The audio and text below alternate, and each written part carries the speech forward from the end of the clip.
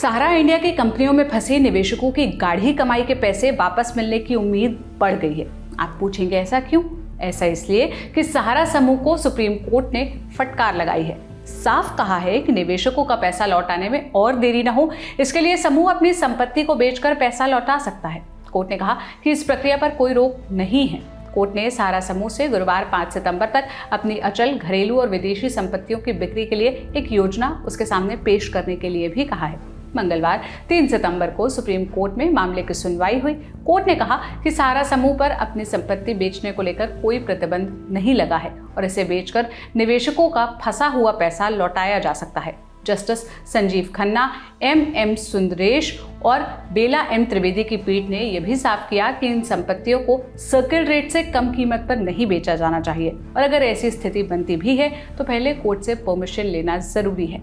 इस मामले में सुप्रीम कोर्ट ने कई सुनवाइयों के बाद अगस्त 2012 को एक निर्देश दिया था। कहा था कि सहारा ग्रुप की कंपनियां Sahara India real estate corporation limited यानी SIRECL और Sahara housing investment corporation limited यानी SHICL निवेशकों से जुटाई गई रकम सेबी को वापस करेंगी। कोर्ट ने ये रकम 15% सालाना ब्याज के साथ जमा करने के लिए भी कहा था। अब सुप्रीम कोर्ट ने ये पैसा जमा नहीं करने पर नाराजगी जताई है। कहा है कि 10 साल से ज्यादा का समय बीत चुका है और सहारा समूह ने अदालत के आदेश का पालन नहीं किया है। सहारा इंडिया में निवेशकों के पैसे सालों से फंसे हुए हैं। ग्रुप के लगभग 13 करोड़ ग्राहक हैं। सभी के कुल 1 लाख करोड़ फंसे हैं। इसमें से 47,000 करोड़ रुपए सहकारी समितियों में जमा है।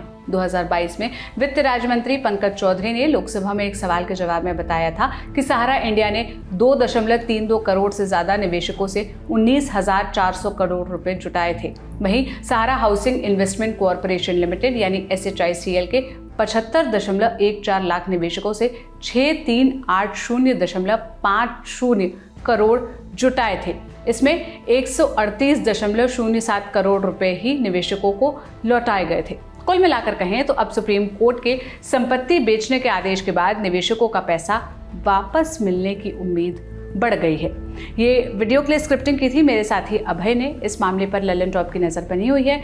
जो भी अपडेट आएगा हम आप तक ज़रूर पहुंचाएंगे। बाकी कोर्ट ने ये जो टिप्पणी की है, ये जो आदेश दिया है, इस पर आप क्या राय रखते हैं? आप हमसे कमेंट में अपनी राय ज़रूर साझा करिएगा। मेरा नाम सोनल है। देश और दुनिया की तमाम खबरों के लिए लल्लन टॉप देखते रहिए। शुक्रिया।